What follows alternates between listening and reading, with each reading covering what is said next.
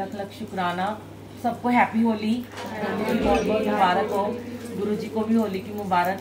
हमारे गुरुजी के साथ हमारे सारे त्योहार हम मनाते हैं और कितने सुंदर सुंदर सज धज के।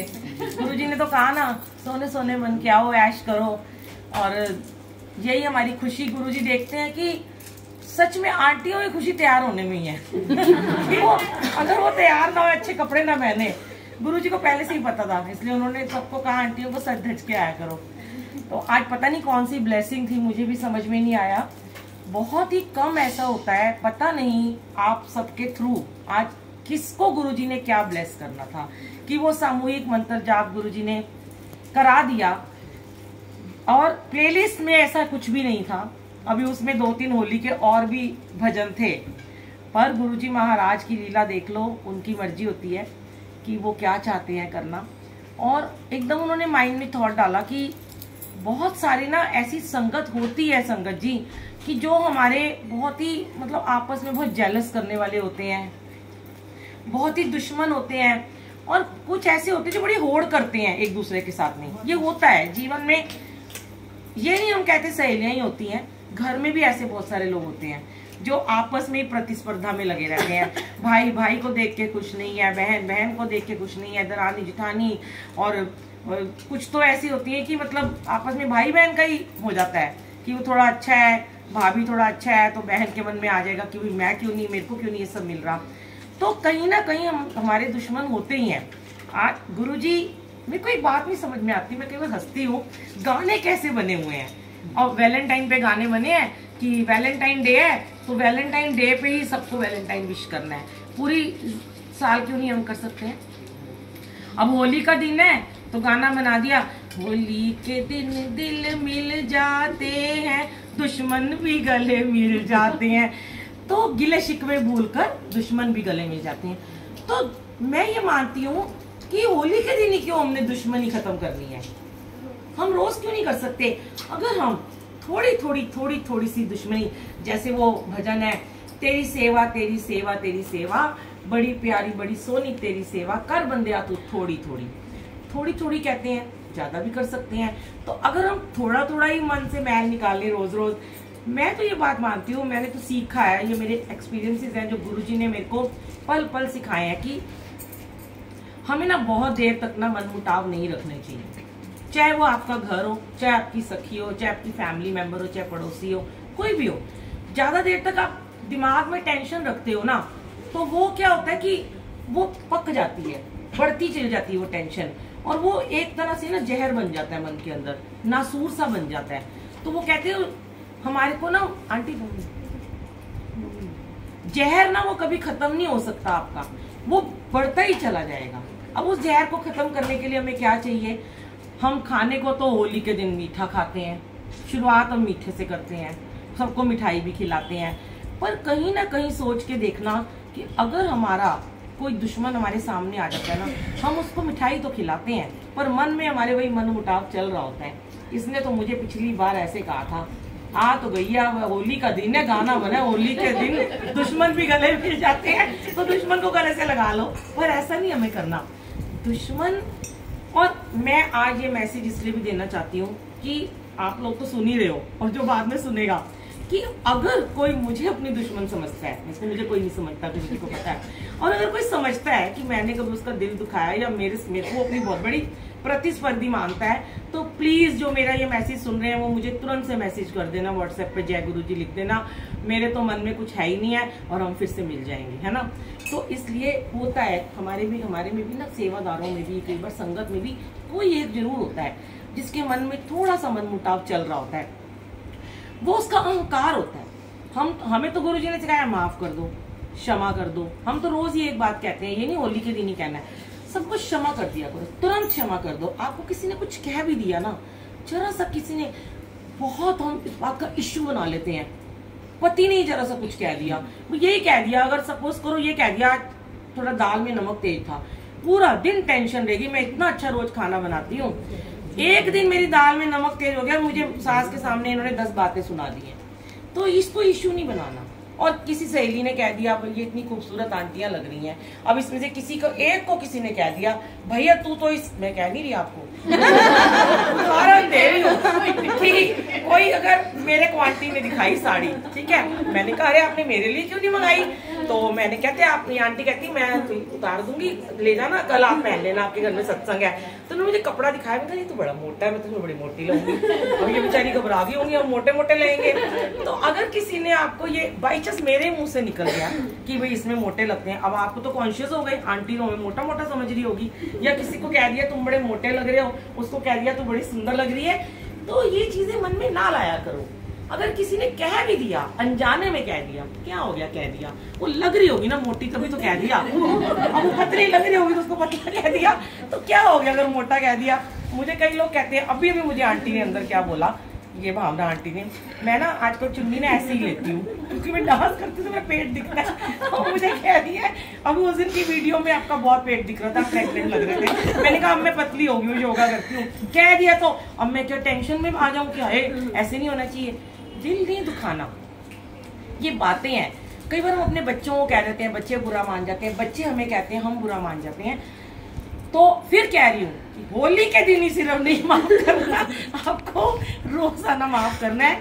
और सच में अगर नीचे उतरो, और आज ये गुरुजी महाराज की गद्दी लगी हुई है, इनके सामने बैठ के दिल में एक बार झांक लेना, कोई है जो मुझसे बात नहीं करता, कोई एक है जो मुझसे बड़े दिन से बात नहीं कर रहा, बड़ा सा दिल कर लो अपना, इतना वाला बड़ा, और उसको तुरंत घर जाके मैसेज करना, हैप्पी होली, कैसे हो आप, देखना तुरंत वो आपको मैसेज का जवाब देगी। नहीं आएगा तो कोई बात नहीं, सुनिए अब मैं इसका भी जवाब देती हूँ, मैं आपको इसका जवाब देती हूँ। अगर उसका मैसेज नहीं आया तो आपने पता है क्या सोच के उसको मैसेज करना है, ये सोच के नहीं करना कि मैंने अपनी उस सखी को किया है, अपने दोस्त को किया है, आपने सोचना है ये वाला मैसेज तो मैं गुरुजी को करती हूँ।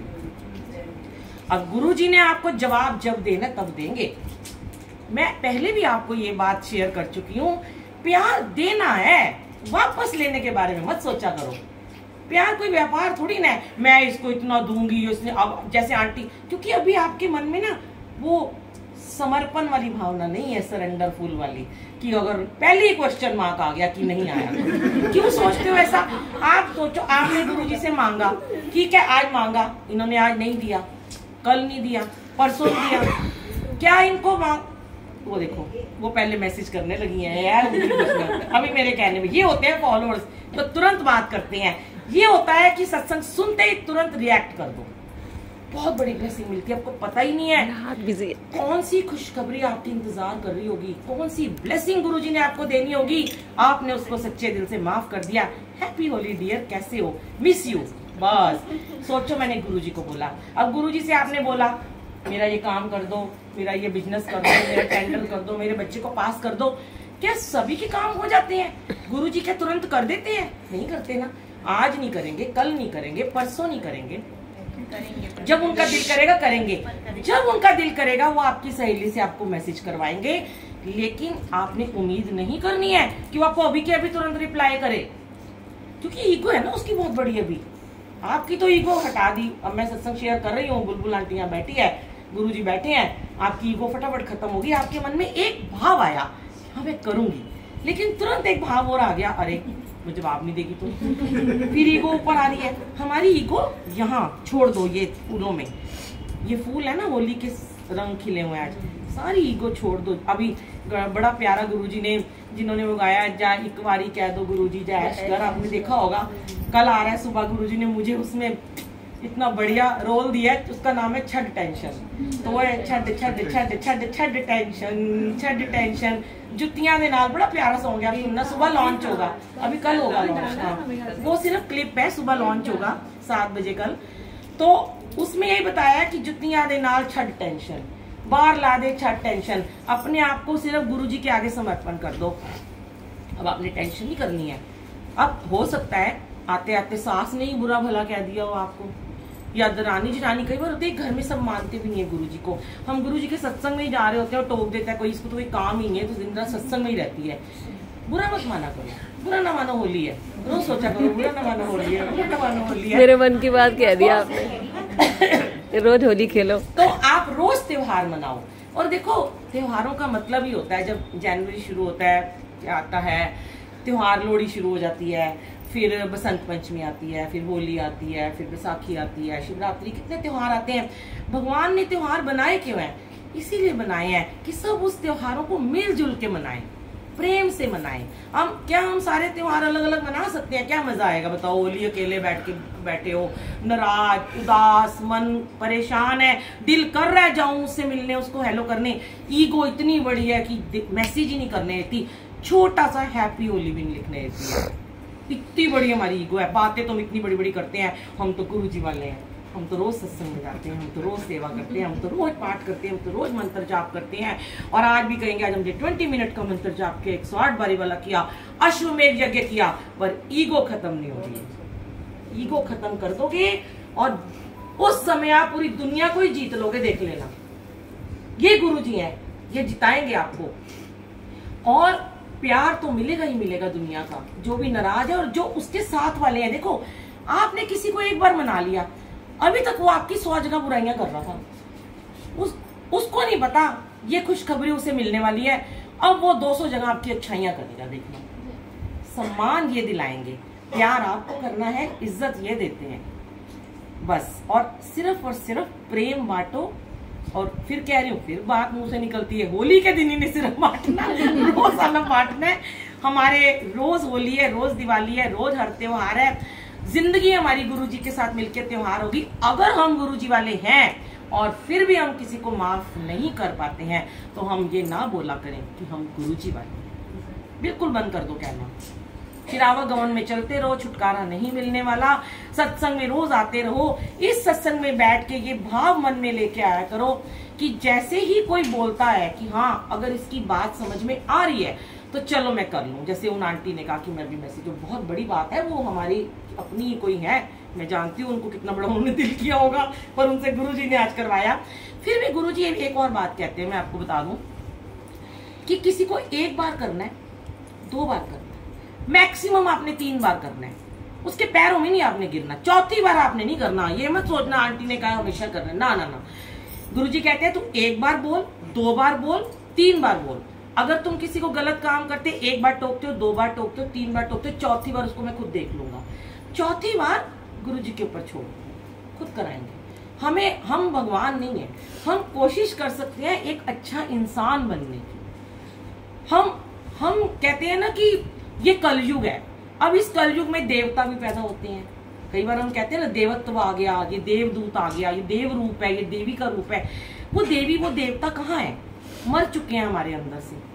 आज वो देवी देवता, अगर हम सब दिव्य बन जाएंगे, हम सब प्योर सोल बनने की कोशिश करेंगे, तो सतयुग तो आना ही आना। और सतयुग लेके कौन आएगा? सबसे पहले आपको सोचो, अपने आप को सोचो कि यहाँ एक प्योर सोल बैठी है, ये सोल पहले सतयुग लेके आएगी, फिर सामने वाले से उम्मीद करना।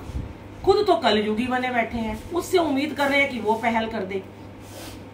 कभी कोई पहल नहीं करता, पहल हमें खुद करनी पड़ती है। कभी किसी को आप सुधार नहीं सकते, सुधारना हमें खुद को पड़ता है। जिस दिन आपने खुद को सुधार लिया, सारी दुनिया सुधर जाएगी। और मैं क्या बोलूं कि यही सत्संग, होली पे बहुत जगह जाती हूँ, रोज के ही सत्संग है। 3-4 साल पहले की बात है, मुझे वो जगह भी याद नहीं है, वहां पे भी मैं गई थी। तो वहां क्या हुआ कि नोएडा से संगत आई हुई थी, तब मैं नोएडा में ही रहती थी, 5-6 साल पुरानी बात है। तो वहां पे ना एक आंटी ने, मैंने यही वाला सत्संग शेयर किया, तो जैसे ही मैं गई तो उन आंटी का मुझे मैसेज आया कि आंटी